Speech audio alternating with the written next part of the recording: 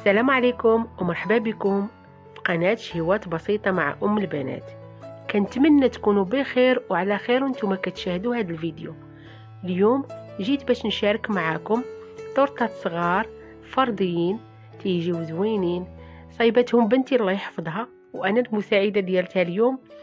كنتمنى ان الوصفة ديالنا تعجبكم، ما تنساونيش بلايك وتعليق واشتراك باش يوصلكم كل جديد. على بركة الله كنبداو الوصفة.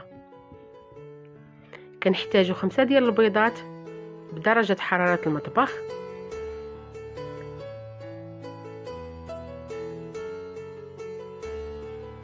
كنخدموهم شوية بوحدهم،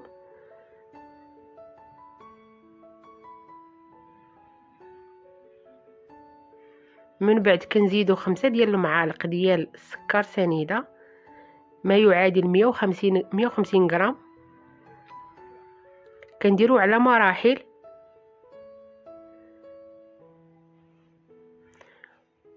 احنا غادي نصايبو الجينواز طبعا، وما نحبسوش من الخدمه بالخلاط، ما نحبسوش من الخدمه. واحد سكر فاني. ملي كيتغير اللون ديال البيض كنزيدو واحد 4 كاس ديال الزيت نباتيه ما يعادل 30 مليلتر.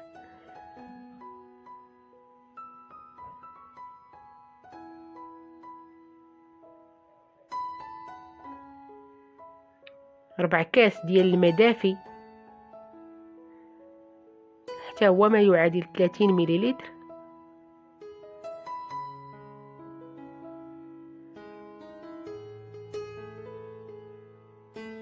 ملي كنخدمو مزيان كنحيدو الخلاط الكهربائي وكناخدو الخلاط اليدوي. كنديرو 150 غرام ديال الطحين ما يعادل تقريبا 5 المعالق، وخماره وحده.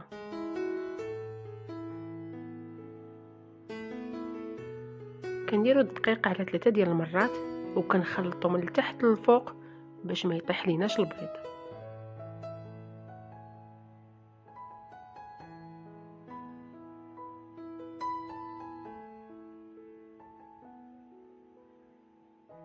كناخدو الصفيحه ديال الفرن ديالنا وكنديرو فيها الورق ديال الطهي.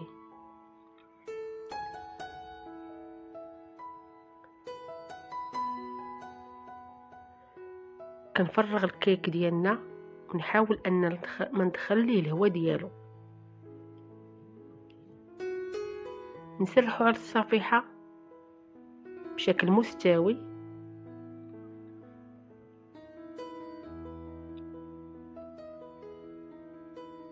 قبل ما ندخلها الفران كنخبطها مع الطبله باش يخرج منها الهواء اللي فيها. كناخد واحد نص لتر ديال القشده الطريه اولا كريم فريش، وكنكون دايره في الثلاجه واحد المده ديال ساعه يبرد مزيان. من بعد كنطلعوه حتى كيتقال.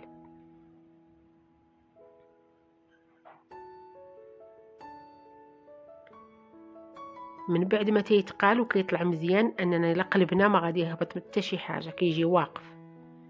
كنزيدو عليه واحد علبه ديال الياغورت ديال الفرماج،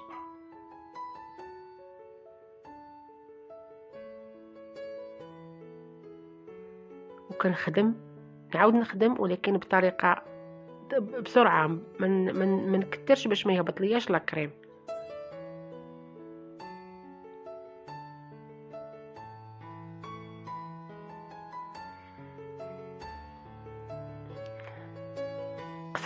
قسمنا الخليط ديال الكريم هنا على جوج. هذا تيبقى اختياري، بغيتي ديريه مستعمليه كما هو. حنا استعملنا النص درنا فيه لاروم ديال الحامض والنص الاخر بقى كيف ما هو. كنخلطو من التحت للفوق باش ما يهبط ليناش لا كريم. هذه الجينواز ديالنا من بعد ما خرجت من الفران وبردات كنحيدها من الصفيحه ديال الفرن ونحطها على شي شبكه.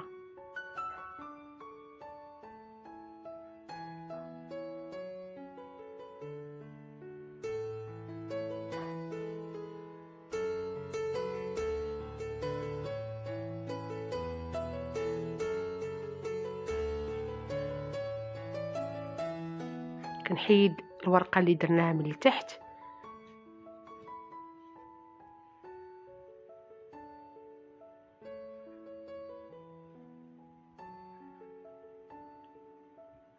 كناخد السيركل اللي غادي نخدم به ولا القطعه اللي غنخدم بها على حساب الاختيار ديالكم.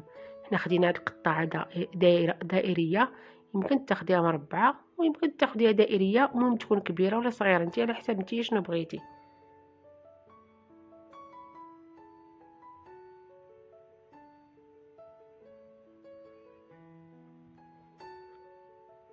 كنقطعوا الجينواز ديالنا كامله على حساب الدوائر اللي بغينا. هنا خرجت لينا تقريبا 12 قطعه.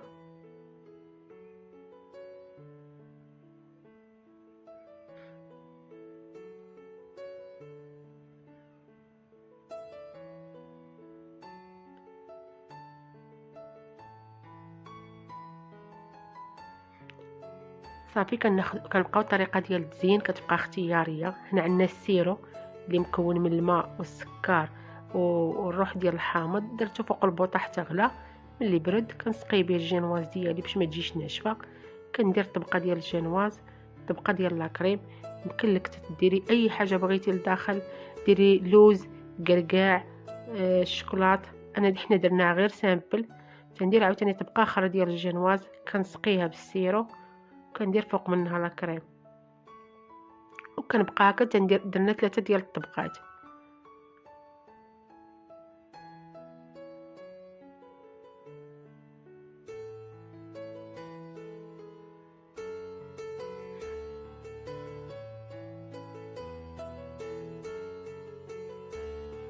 الطبقه الاخيره كتقلبيها، كديري الجهه اللي كانت على الصفيحه هي اللي كتكون من الفوق باش يجيك السطح مستوي، ما يجيش فيه ما يجيش يعوج. صافي كنمونطي الكيك ديالي بلا كريم، كنغطيه كامل بلا كريم ديالي.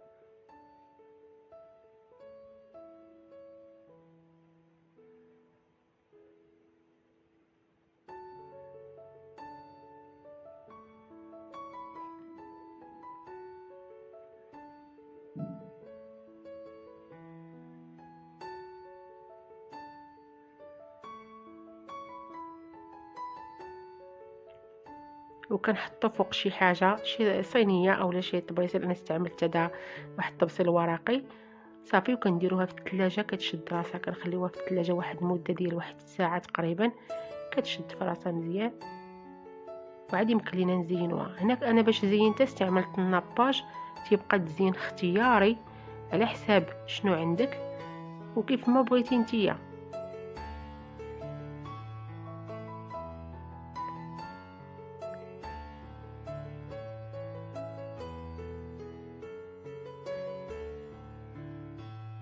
خدينا الناباج قسمناه على جوج، واحد درنا ليه النسمه ديال الحامض، لاغوم ديال الحامض، والثاني درنا ليه النسمه ديال الشوكولات او لاروم ديال الشوكولات.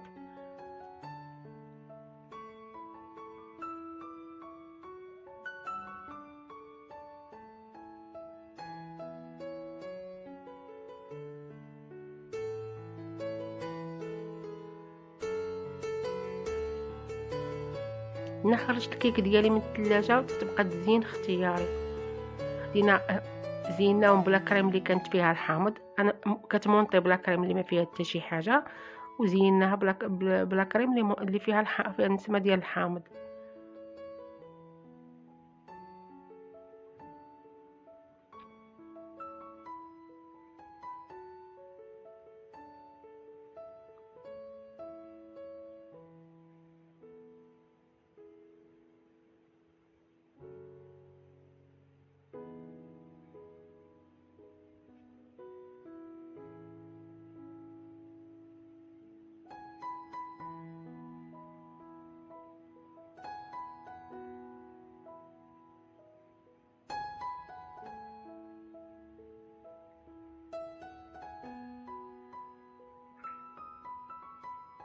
الناباج ملي كديريه في الثلاجه تيشد راسو وتيبقى واقف، ما تيسيح ما حتى شي حاجه.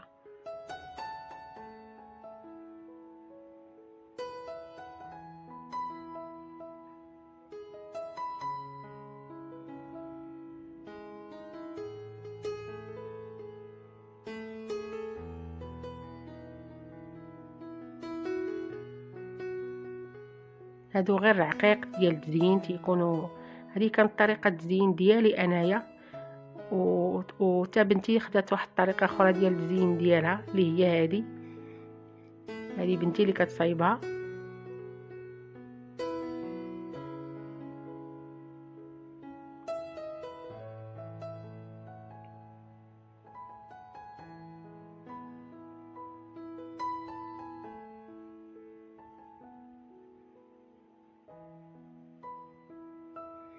طريقه بسيطه وكتجي زوينه في المنظر وفي الحطه ديالها فوق الطبله، كتجي زوينه في الشكل ديالها.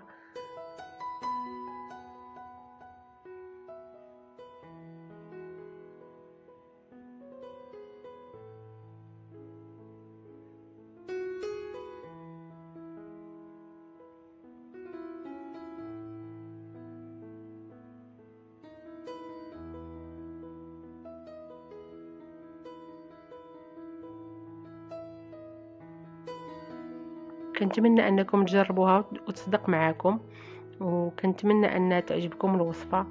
وشكرا بزاف لانكم شاهدتوا الفيديو حتى لهنا، وكنعتذر الا طولت ولا شي حاجه. شكرا بزاف، وكنتمنى تدعمونا مع باشتراك ولايك وتعليق، وباش يوصلكم كل جديد ان شاء الله.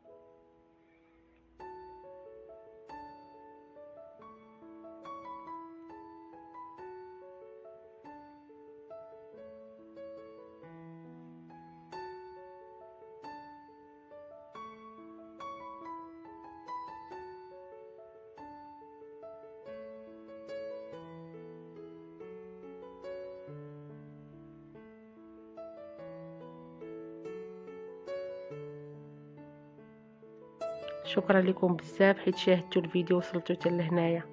شكرا بزاف. السلام عليكم ورحمة الله.